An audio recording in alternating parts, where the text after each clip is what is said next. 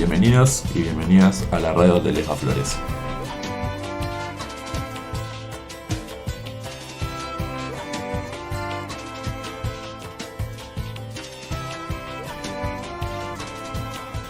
Bueno, primero saludar, buenos días a todos y a todas los que nos están escuchando del otro lado.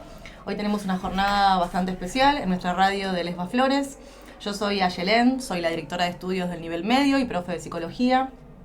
Estamos acá con alumnos también de cuarto año que también estudian psicología.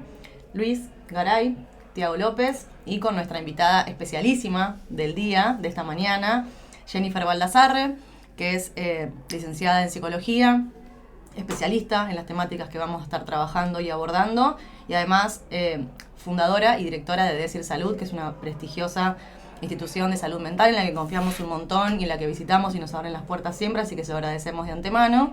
Y la vamos a estar entrevistando para hablar de algunas cosas importantísimas para nosotros. Hola Jenny, ¿cómo estás? ¿Cómo estás, Aye? ¿Cómo están alumnos? Tiago, ¿cómo va? Bien. ¿Cómo te va, Jenny? ¿Todo bien? Bien, muy bien. Muy contenta de estar acá otra vez. Muchas gracias por venir. Bueno, nuestra charla, nuestro podcast se llama La inclusión de lo ideal a lo posible. Es el nombre que estuvimos charlando con Jenny cuando pensamos este podcast para hablar justamente de la importancia de la inclusión, sobre todo en el ámbito que nos toca a nosotros, que es el ámbito escolar. Así que para empezar y romper el hielo, Jenny, te vamos a preguntar qué es la inclusión para vos, para ustedes, de quiénes hablamos cuando estamos hablando de incluir, y también algo que nos preguntamos, si es lo mismo hablar de integración que hablar de inclusión.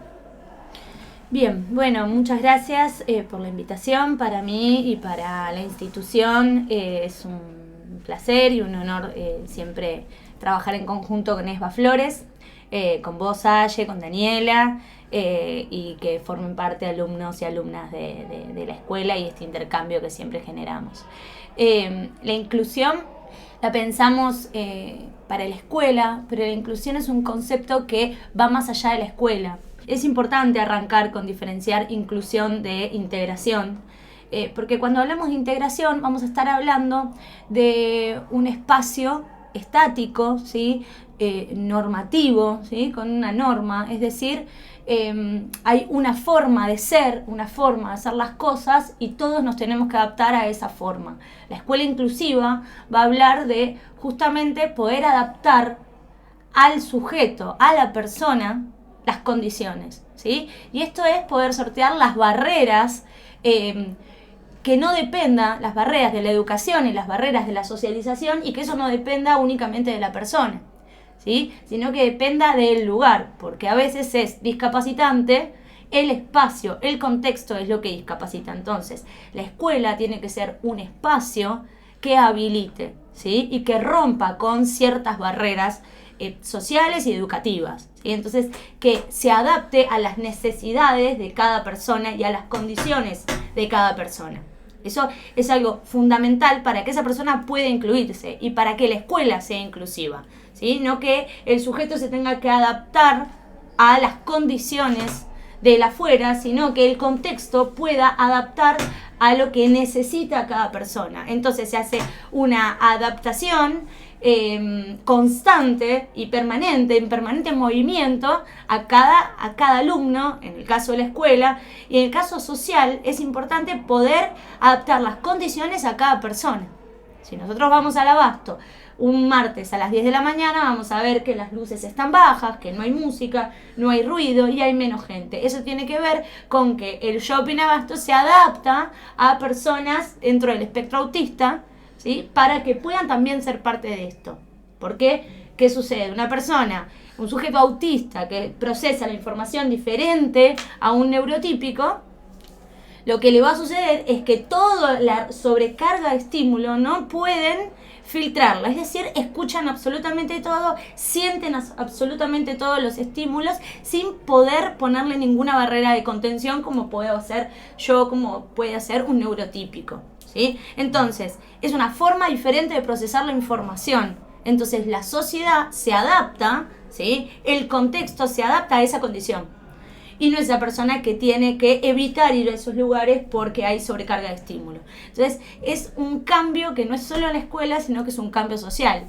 Lo que sucede es que la escuela es un representante social muy importante y fundamental en la vida de cada persona. Pensaba con esto que nos decía Jenny recién y desde el lugar que nos toca a nosotras, trabajando en la escuela, estando todo el tiempo pensando estas problemáticas, que es un poco paradójico y contradictorio. Porque la escuela, ustedes darán cuenta que están todo el tiempo acá, Luis y Tiago como representantes estudiantiles.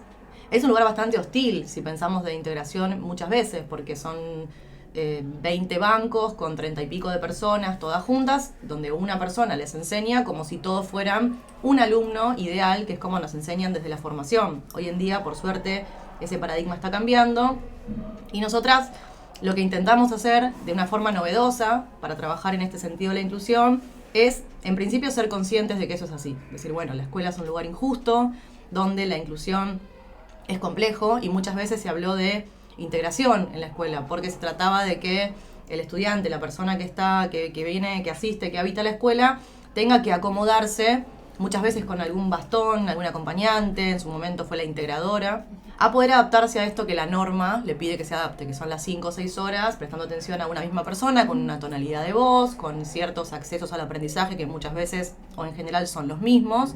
Y hoy estamos intentando cambiar esto con lo que tenemos. A la escuela le falta mucho, no a esta, a la escuela como concepto, le falta mucho camino por recorrer en cuanto a la integración, pero nos parece súper importante y por eso invitamos a Jenny a este espacio, para problematizarlo y ponerlo sobre la mesa. Es decir, bueno, tenemos estas dificultades, pero también tenemos un montón de cosas que se pueden hacer.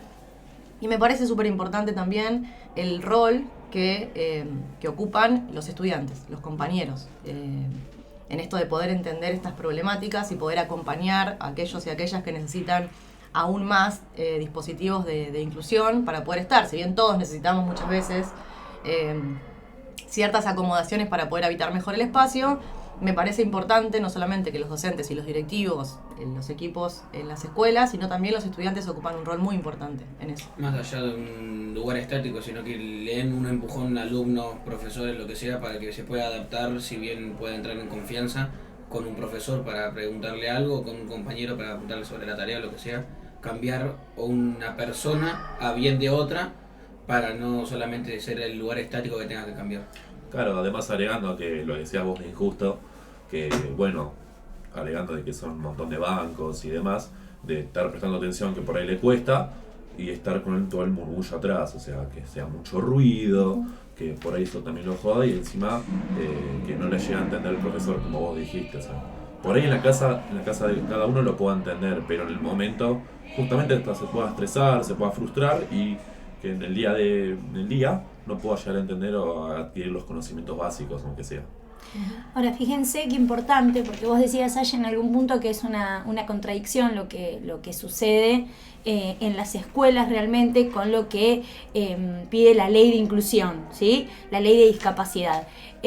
Pero en algún punto este cambio de paradigma se va dando con estos movimientos. Digo, la escuela es una y es histórica y viene de una historia, pero que haya escuelas que hagan la diferencia, pudiendo no solo problematizar, sino visibilizar y hacer circular entre los alumnos, porque lo que dicen ustedes es cierto, es el alumno, la alumna, los que son protagonistas de este cambio, de este movimiento, no sin directivos que habiliten esta posibilidad y este movimiento. Entonces, siempre hay que celebrar, por eso participo de estos encuentros, porque se celebra que haya escuelas que se permitan hacerse estas preguntas, porque el cambio es un movimiento que parece ínfimo, pero sin esos mínimos movimientos no vamos a llegar a que la escuela en sí haga un cambio, el que necesitamos y el que demanda la clínica actual, ¿no? Articulando un poco salud con educación. La clínica actual está demandando que haya inclusión, ¿sí? Hay un cambio de paradigma en salud, hay un cambio de paradigma en salud mental y en discapacidad, y se está creando un movimiento en el que las escuelas les es muy difícil moverse, porque no se trata de un cambio en los directivos o en los docentes, no, el cambio es estructural en la sociedad, en las familias, en los alumnos, digo, es realmente estructural. Entonces el movimiento tiene que ser sin prisa pero sin pausa, ¿sí? Y es lo que están haciendo. Nuestra experiencia es muy grata cuando se socializa algún tipo de inconveniente en particular, que a veces es un certificado de discapacidad y a veces no, digamos, a veces es una dificultad. Bueno, esta persona está pasando por un momento de muchísima ansiedad, ¿cómo lo ayudamos? Y es una comunidad educativa que a mí me enorgullece muchísimo, porque son chicos muy receptivos y que enseguida se ponen a disposición de colaborar con esta situación. Por eso me parece que esta charla también es el puntapié de un montón de situaciones que tienen que venir y de reflexiones que tenemos que hacer. Y también es un poco la consecuencia de un camino que venimos haciendo como comunidad educativa y no solamente como docentes o como directivos. El cambio no solo influye en las personas con una discapacidad, sino que es colectivo. El movimiento es colectivo, no se puede hacer. No es algo que atañe solamente a una persona con discapacidad o a una familia que tienen un hijo o una hija con una discapacidad. Digo, es algo que lo tenemos que hacer de forma colectiva, no hay otra manera, porque afecta a todos y todas. Digo, y cuando hablamos de inclusión, sí hablamos de discapacidad, pero esto termina siendo un beneficio que termina siendo como un efecto dominó, que afecta a todos y todas, ¿sí? Porque la inclusión va a tener que ver con alguien que tenga una necesidad de algo en particular y que eso lo pueda ser parte de un espacio compartido de todas maneras, digo, independientemente de si hay o no una discapacidad. Sí, una persona que es hipersensible a los estímulos, sin necesidad de que hablemos de un diagnóstico concreto, alguien que tiene una hipersensibilidad, digo, esa persona tiene que poder contar con su entorno y su entorno poder registrar esta necesidad, ¿sí? Y eso, poder ver al otro realmente con lo que le está pasando y lo que necesita, ya hace un cambio, un movimiento. Entonces, cuando llega una persona con discapacidad, si nosotros tenemos esa habilidad desarrollada como grupo, va a ser mucho más fácil visibilizar y hacer algo con eso, ¿sí? Claro, el poder leer y analizar a la otra persona en el sentido de si llora por emoción, por qué está llorando, ayudarla a contener qué emoción, o sea, leer lo que le está pasando a la otra persona en el momento para poder ayudarla. Sí, exacto. Agregándote a eso que, bueno, justamente acotamos todos, ¿qué es una discapacidad? Bien, es una buena pregunta porque cuando hablamos de discapacidad no hablamos de una persona discapacitada. Si hablamos de una persona discapacitada decimos que son una persona toda discapacitada, ¿sí? Entonces vamos a hablar de una persona con una discapacidad, ¿sí? Una discapacidad puede ser intelectual, puede ser motora y hay otras, pero vamos a hablar de una problemática orgánica, ¿sí? Orgánica, es decir, una persona que está en silla de ruedas, tiene una discapacidad motora, es visible, ¿sí? Sí. Y tiene una discapacidad, no es toda discapacitada. Entonces es necesario que se hagan diferentes adaptaciones del establecimiento para que esa persona pueda formar parte de este lugar, por ejemplo. Si es una persona que tiene una discapacidad intelectual, a veces no es visible, ¿sí? Pero cuenta con esa discapacidad intelectual, entonces va a tener ciertas dificultades. La escuela va a tener que dar accesos diferentes a lo educativo, concretamente lo pedagógico, y el grupo de pares va a tener que dar accesos para poder vincularse, para que la socialización sea mucho más fácil. Pero cuando hablamos de discapacidad, tiene que ver con algo orgánico. Diferente es el certificado único de discapacidad. Habrán escuchado hablar del CUD. El certificado único de discapacidad no sea solamente a personas que tienen una discapacidad orgánica, sino que es un certificado de accesibilidad. Lo que permite es acceso a diferentes tratamientos que van a ser llevados adelante de forma gratuita, ¿sí? La persona con discapacidad tiene derecho a acceder a los tratamientos que necesita de forma gratuita. Existen también otras problemáticas, como por ejemplo cuando hablamos de la condición autista, ¿sí? La condición autista no es una discapacidad en sí misma, pero sí las personas autistas procesan la información de manera diferente, ¿sí? A los neurotípicos. Los neurotípicos son los que procesamos la información de una forma que es la más esperable, pero no es lo normal. Y ahí tenemos que poder diferenciar lo normal de lo anormal. Claro. Todos procesamos la información de manera diferente, pero hay un cierto grupo mayoritario en esta sociedad que procesamos la información de una forma, ¿sí? Que es más general, a la que estamos más acostumbrados. Entonces las personas atípicas, ¿sí? Las personas con algún tipo de neurodiversidad, podría ser autismo, podría ser trastorno de déficit por atención o hiperactividad, digo, y hay un montón. pero algún tipo de neurodiversidad o problemática del neurodesarrollo, lo que va a traer es un modo singular de habitar este mundo. Es una manera propia de habitar este mundo que tenemos que poder ubicar.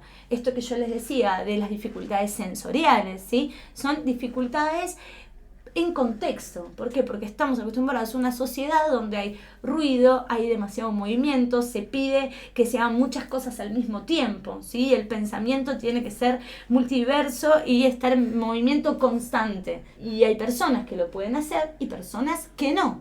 La persona autista puede mirar mucho más el detalle que el todo. Las personas neurotípicas miramos primero el todo. Si yo te muestro un cuaderno, vos me vas a decir, eso es un cuaderno. Una persona típica me dice, eso es, tiene un margen, tiene una tapa de cartón, tiene dibujos, tiene flores. Primero ve el detalle y después ve el todo. Esto que hace que procesa la información de manera diferente, ¿sí? Entonces, cuando uno va y le pide, dale, contestame rápido, ¿qué es esto? No, va a procesar no más lento, con más detalle, muy probablemente muchísimo más detalle que el que podríamos capturar nosotros. Una ¿sí? persona con que tenga autismo no va a elegir nacer así, o tampoco a él mismo también se puede llegar a dar cuenta que va a ser diferente a los demás, pero no le hace diferente tener autismo, sino le hace diferente la forma de pensar, la forma de procesar. Sí, van a poder encontrar mucho más detalles que los neurotípicos, ¿sí? Eso no hay que dar una jerarquía, no es mejor un procesamiento que el otro,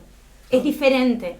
Y en esa diferencia es muy importante que todos podamos trabajar la inclusión, porque que procese la información de manera diferente, que se vincule socialmente de manera diferente, que su pensamiento sea literal, que no pueda de algún modo entender algunos símbolos o eso que a veces está escrito en el aire que no decimos, pero quisimos decir. Bueno, la persona autista necesita que se le diga concretamente lo que se quiere. Entonces, el docente va a tener que dar una consigna concreta y clara. ¿Sí?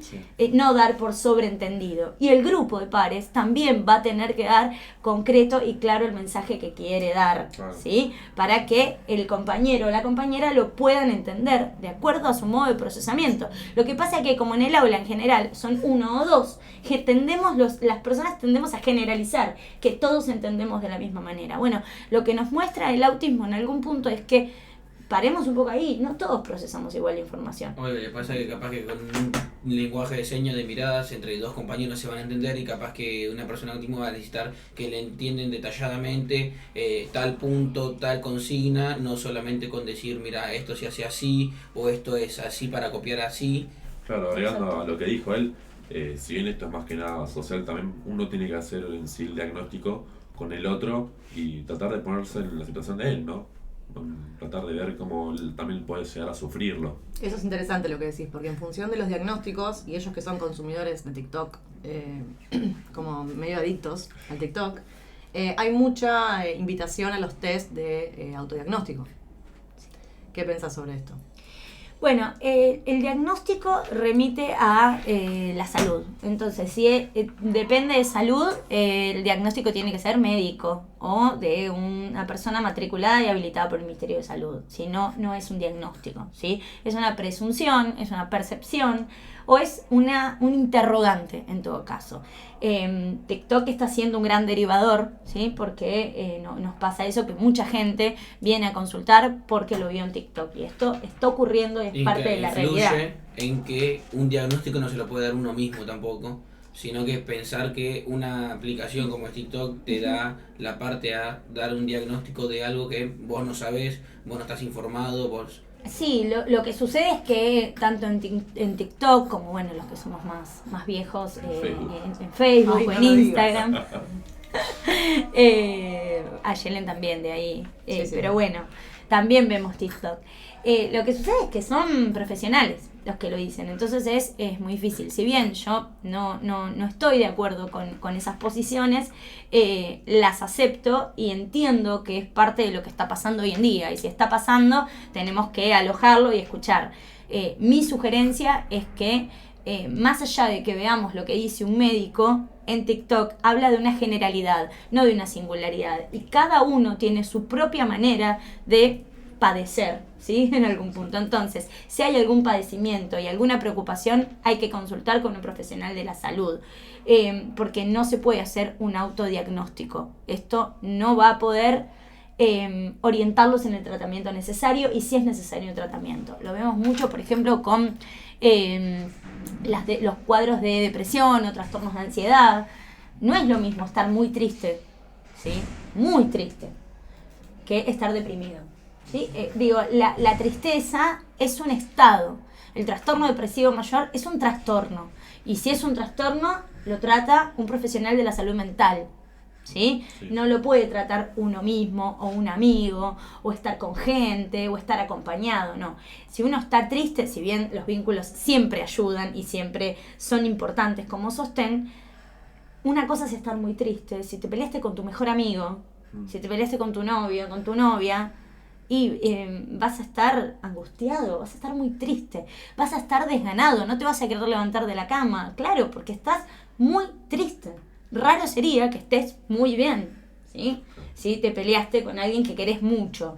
Entonces ahí tenemos que ubicar que en la adolescencia, en la juventud,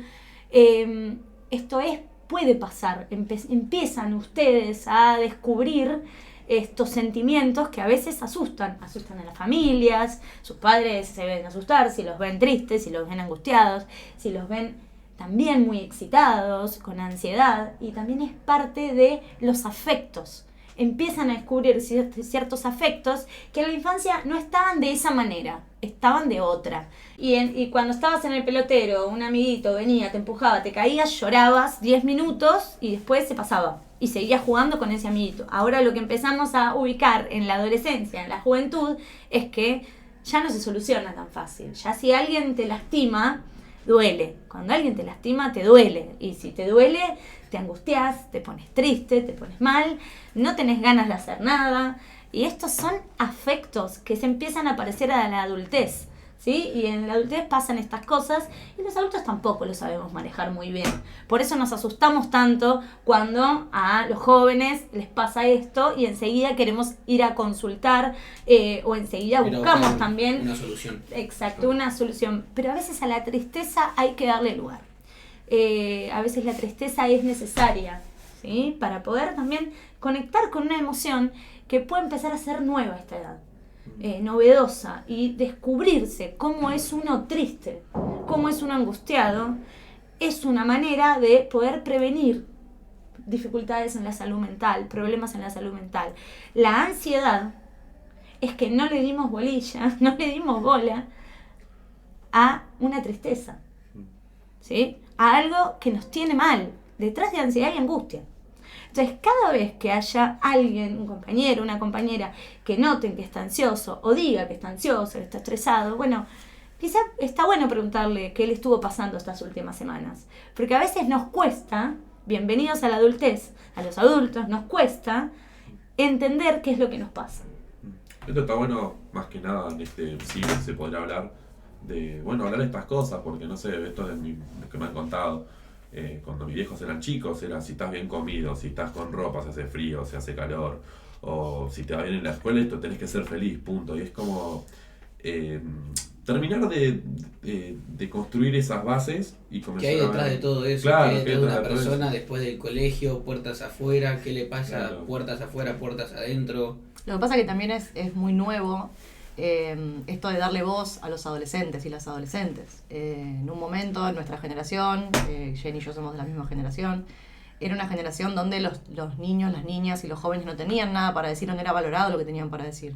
Hoy en día eso, por suerte, y acompañado en un marco legal, normativo, eso fue cambiando. Ustedes tienen más derechos de los que nosotras teníamos, tienen una ley donde tienen ESI, por ejemplo, que tiene que ver con enseñarles cosas, pero tiene mucho más que ver con también escuchar qué tienen para decir. Hay un valor de la palabra de los jóvenes que muchas veces asusta al mundo adulto, y lo que hacemos es sentenciar. Bueno, callate porque vos no sabés, bueno, hoy vos día estás se bien. Toma de referencia o como Exacto. consejo para poder ayudar o poder implementarlo en la próxima clase, ves que pase en una casa, se toma como más de voz de mando, no uno solo, sino que replantearse la opinión del otro. Exacto. Hay un ida y vuelta que muchas veces construye estos saberes, digamos. Ustedes tienen cosas para decir en lo emocional. Y para mí también en esta pregunta que te estamos haciendo sobre los diagnósticos, entender también cuál es la importancia de poder diagnosticar a alguien en este momento donde tenemos muy poca paciencia para el proceso de angustia. Entonces queremos rápidamente un diagnóstico porque el diagnóstico pareciera que trae una solución, una pastilla mágica que me saque la angustia. ¿Qué pensás vos que ves más en la clínica, pero lo vemos también en la escuela mucho, sobre esto? Sí, las escuelas muchas veces se asustan con algunas situaciones y muchas veces hacen la pregunta indicada. Son los primeros que detectan que algo está pasando, ¿sí? El diagnóstico muchas veces funciona como alivio, ¿sí? Orientativo. Si hay un diagnóstico parece que todos nos calmamos, decimos, bueno, sabemos qué tenemos que hacer. Muchas veces escuchar a la persona, preguntarle a la persona qué le pasa, empezar a registrar qué necesita el otro, ya es una primera vía y no es necesario ahí el diagnóstico para poder acompañar. Clínico, ¿sí? Como un diagnóstico de un profesional de la salud, pero es cierto que uno en algún punto hace un diagnóstico de situación, ¿sí? Entonces, registrar qué le pasa al otro. Esto es fundamental de parte del grupo de pares, de parte de los docentes y directivos, qué le está pasando y qué necesita. Consultar a un profesional de la salud. Esto también es fundamental cuando hay alguna duda porque se nos puede estar escapando alguna problemática importante, ¿sí? Entonces la persona idónea para poder definir si eso es realmente una problemática de salud mental que hay que abordar con un tratamiento determinado es un profesional matriculado por el Ministerio de Salud, ¿sí? Esto es muy importante. Y ante la duda consultar. Esto es así. Entonces, el diagnóstico puede aliviar. Y ese es el que menos me interesa, porque el alivio tiene que venir porque el entorno pueda acompañar, ¿sí? Pero el diagnóstico es importante porque orienta las intervenciones. A mí me sirve para saber para dónde tengo que ir con el tratamiento, ¿sí? Para ver si hay que hacer una consulta interdisciplinaria. Yo como psicóloga puedo evaluar si es necesaria una consulta con psiquiatría, si es necesario un acompañamiento terapéutico, si es necesario una inclusión escolar, si es necesario una consulta psicopedagógica o médica, ¿sí? Médico general, digo. Es muy importante tener un diagnóstico de situación, ¿sí? Y ahí se trabaja de forma interdisciplinaria, incluido el colegio, ¿sí? El colegio necesita saber qué le está pasando a ese joven o a ese niño para poder ayudarlo, ¿sí? Entonces, para las familias es muy importante que sepan que el colegio necesita tener esa información, porque esa información va a orientar los accesos. ¿Sí? Va a ser clave para el día de mañana tener lo mismo que le pasa a una persona dentro de la casa, le pasa dentro del colegio, saber cómo actuar, cómo reaccionar y leer a la otra persona en el momento. Exacto. Cuanto mayor claridad tengamos de lo que le está pasando al otro, mejor lo vamos a poder ayudar y acompañar. Es la vía. Una de las vías es el diagnóstico cuando lo hay. Ahora, cuando no hay, también tenemos que poder registrar lo que le pasa al otro. Porque nos angustiamos, nos pasan cosas. Y cuando nos pasan cosas, la solución es colectiva, ¿sí?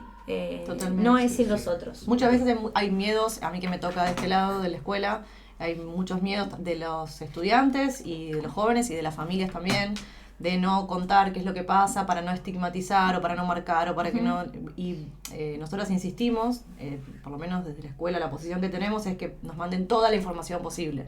Así como la ficha inicial del domicilio y el teléfono y el DNI, bueno, también hay un DNI que tiene que ver con lo emocional y siempre insistimos en que nos cuenten si pasa algo en casa, si está pasando por un duelo importante, que no tiene que ver con un diagnóstico, pero sí tiene que ver con un estado emocional que uno tiene que tener en cuenta para, por ejemplo, no hacer macanas con retar a una persona cuando tiene una mala contestación, por ejemplo. Si no, bueno, salí afuera un ratito, habla con un amigo, juntate con alguien a la tarde, digamos, recomendaciones que uno... A ver, la escuela somos seres humanos interactuando, mucho más allá del aprendizaje. El aprendizaje es una consecuencia de una interacción humana que tiene mucho que ver con lo emocional y eso también tiene que ver con el cambio de paradigma de los que estamos tratando de innovar en la educación. Si no hay afectividad en lo que estamos haciendo, no tiene mucho sentido. Y si no nos interesa quién es el otro. Es lo mismo que una relación interpersonal cualquiera. Si vos no sabés qué le pasa al otro, quién es, no lo podés escuchar o lo vas a escuchar con de una forma incompleta, con prejuicio, con una subjetividad que tiene que ver más con lo individual, y estamos tratando de colectivizar estas situaciones del diagnóstico, dentro y fuera del diagnóstico, para poder hacer una escuela mejor.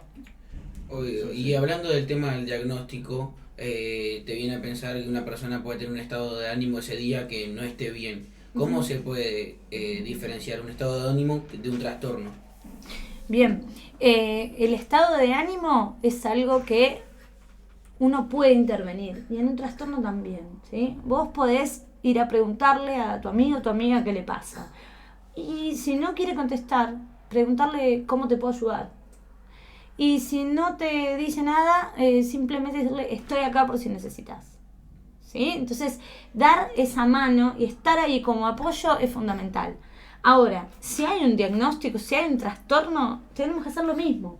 ¿Sí? Ahora, lo único importante es que el diagnóstico lo diagnostica un profesional de la salud. ¿Sí?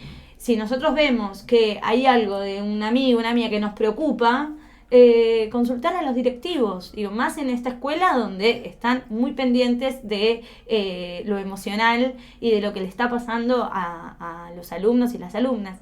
Y esto no es menor, digo, lo resalto porque es realmente algo muy importante. Y poder estar atento a lo que le está pasando al que está al lado, no lo naturalicemos, no pasa en todos lados. La escuela es el primer lugar de socialización del ser humano, digo, en esta sociedad, ¿sí? Desde el jardín de infantes, desde inicial, primaria, son los lugares donde practicamos la socialización, ¿sí? Entonces, no es la familia, pero es un lugar donde a veces pasamos mucho más tiempo que con nuestra familia, ¿sí? Entonces, a veces pasan cosas en la escuela que no pasan en casa. A veces se dan situaciones en la escuela que no se dan en casa. Entonces, para la tranquilidad de las familias, es muy importante que se pueda socializar lo que está pasando en casa. Si se está atravesando un duelo, si hay algo que nos preocupa, si hay algo que vemos que nos llama la atención. Digo, tiene que ser un diálogo permanente entre todas las personas que formamos parte de la red de apoyo del alumno y la alumna. La red, ¿quiénes son? Familia, amigos, amigas, escuela, docentes, ¿sí? Esa es la red de apoyo. Entonces, esa red tiene que estar interconectada. Esto es fundamental. Me parece que ESBA facilita eso, habilita eso, porque tiene la característica de estar preguntándose todo el tiempo cómo mejorar la escuela. Nosotros no sabemos lo que necesita el otro si no se lo preguntamos, si no lo miramos, si no lo escuchamos, ¿sí? Estamos muy acostumbrados a preguntar y que el otro responda, y si no responde ya está, ¿sí? Registrar lo que no se dice, registrar lo que el otro necesita, a veces es mucho más simple de lo que parece. Lo que pasa que nos asusta lo que le pasa al otro, nos preocupa porque pone en juego también lo que nos pasa a nosotros con eso. Cuando alguien que queremos está enojado, está angustiado o tiene una reacción inesperada, eso también nos interpela a nosotros, nos afecta. Y a nosotros, los adultos también, ¿sí? Los docentes, los asusta que un alumno haga algo inesperado, de cualquier índole. Entonces, empezar a entendernos que estamos todos aprendiendo, ¿sí? Constantemente, que es algo que en otras generaciones no pasaba, ¿sí? El saber se construye de manera cooperativa, ¿sí? No hay alguien que sabe. Digo, la escuela donde el docente sabe y el alumno escucha y aprende, esa escuela ya cada vez va quedando más obsoleta. Y ESBA me parece que representa un poco este movimiento. Y va dejando gente afuera, que es lo que está demostrado, digamos. Puede haber una persona que tenga una sensibilidad mucho al ruido. Si bien el profesor te va a marcar, dejen de gritar porque hay una persona que quiere escuchar o eso, más allá de eso, que quiere escuchar la clase, una persona que esté tranquila y tenga sensibilidad al ruido no pueda estar tranquila o escuchando a alguien porque está concentrada en me duelen los oídos, que están gritando, que están haciendo lo otro, en ese momento angustiada de decir cómo salgo de acá, cómo hago para salir del lugar, cómo puedo convivir con estas personas y siguen gritando. Es excelente lo que decís, porque es totalmente así. Cuando una persona la sobrecarga a los sonidos o a los estímulos, los sobrepasa, si hay muchos ruidos, yo tengo la capacidad de estar acá y no estar escuchando lo que pasa afuera. Digo, es una capacidad que probablemente ustedes tres también la tienen, pero no todo el mundo tiene. Hay gente que tiene otra condición, que tiene la capacidad de escuchar lo que está pasando abajo, ¿sí? Mientras estamos acá. Es también una capacidad que nosotros no tenemos, ¿eh?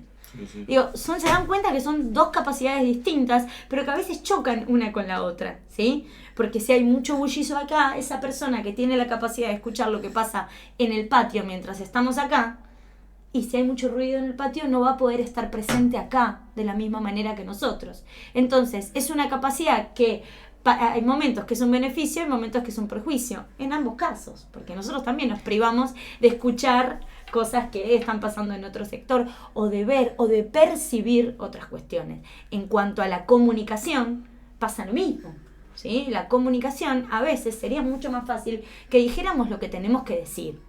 Y el autismo en algún punto nos enseña eso. Qué fácil sería la vida si le dijéramos al otro realmente lo que nos pasa, realmente lo que queremos, lo que sentimos. Bueno, el autismo nos pone un poco en eso arriba de la mesa, ¿no? De a una persona autista hay que decirle lo que necesitamos, porque si no, no lo van a entender.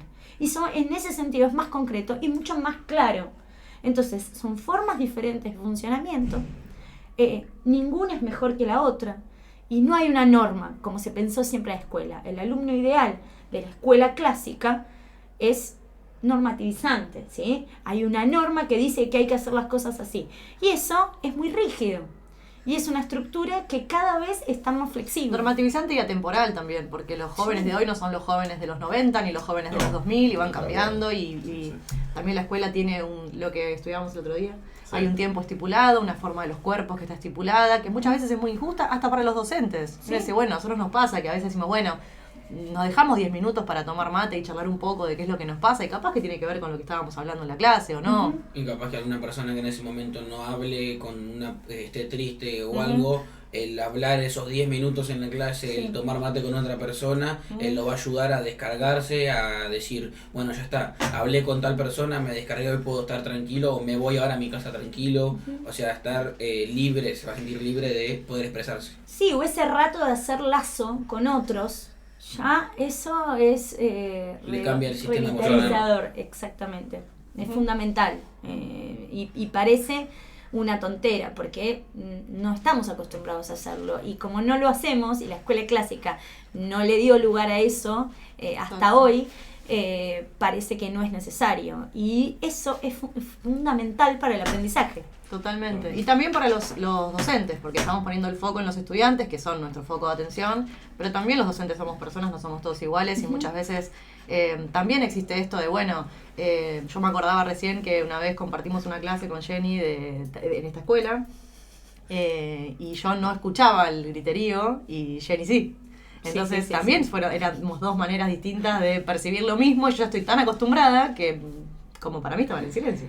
Claro. Y no era así. No estaban en silencio, y Ayelen seguía hablando, y yo decía, ¿por qué hablas si están todos hablando? Claro, sí. Pero bueno. Y otras personas gritan, reaccionan gritando o calmando el ruido, digamos. Tampoco somos todos iguales, y está bueno en esta construcción que nos trae Jenny, que es muy interesante, también pensarnos al cuerpo docente como somos personas individuales. Está bueno comunicarle a los chicos, mira, hoy no tengo el mejor de los días, estoy atravesando por esto, y también mirarnos un poco de una forma más amable. Y eso también es una deconstrucción, ¿no? Más que nada, también hacer desde el lado de los dos, desde el docente y el alumno, una autocrítica que pueda llegar a, bueno, ser también favorable con el tema de también a charlar con el otro. Sí, y que está bueno lo que decís de la deconstrucción, porque muchas veces hay voces más destructivas con la escuela, ¿sí? Y la escuela está en construcción, no sin deconstrucción. Y esa deconstrucción es muy lenta, ¿sí? Y requiere de muchos movimientos y de muchos actores intervinientes. Y es muy difícil, ¿sí? Uno se puede construir, pero siempre hay algo que queda como resto. Y eso también hay que aceptarlo y alojarlo, porque es parte del movimiento. El docente, los docentes, el grupo docente, y es fundamental para este cambio, pero también es un sujeto social que está atravesando cosas que están pasando en la sociedad, cambios generacionales, ¿no? Esto que decías vos de tu papá, ¿no? Que con tener casa, comida, un techo, una familia, ya debería uno ser feliz. Bueno, somos los docentes, ¿no? Que somos más o menos todos de la misma generación, crecimos con esa escuela. Entonces, también es poder ver a la juventud de hoy que está teniendo otra realidad y aprender de eso es un desafío. Para terminar y no sacarle más tiempo, a Jenny agradecerle, por supuesto, la invitación, que haya aceptado la invitación que le hicimos. Queremos que nos regales una reflexión, un mensaje, una recomendación, lo que quieras, a esta comunidad educativa. En principio, bueno, felicitar a vos, a Aye, porque sé el trabajo que haces y la importancia que le das a lo que le pasa a tus alumnas y tus alumnos, y a lo que te pasa a vos en relación a eso. Y me parece que eso también es muy importante. Felicitar a Daniela, que también posibilita este movimiento. Sé del trabajo que hacen y sé el trabajo y el movimiento que intenta hacer esta escuela en particular. Bueno, escuchando a Luis y Tiago, me parece que es brillante. No sé si íbamos explicando muy bien, ellos tienen una capacidad que me maravilló y lo agradezco, me emociona incluso, porque es una muestra de que, algo de lo que se viene va a estar muy bueno, ¿sí? En esta sociedad, y lo están demostrando ustedes. Una reflexión para mí es que nos tengamos paciencia, que se está haciendo un movimiento que, por más lento que parezca, se está haciendo, ¿sí? Se está haciendo como sociedad, se está haciendo en la escuela. La escuela inclusiva es un movimiento que no tiene que ser ideal, tiene que ser posible. Porque el ideal no existe, lo que existe son las posibilidades. Entonces, una escuela lo más inclusiva posible.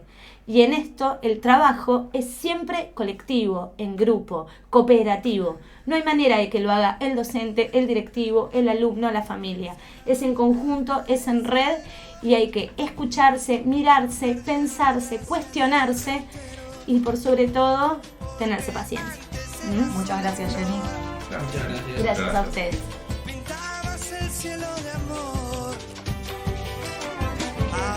Por hoy terminamos. Muchas gracias a nuestros oyentes y nos encontramos en el próximo podcast. Los invitamos a suscribirse y dejarnos sus comentarios.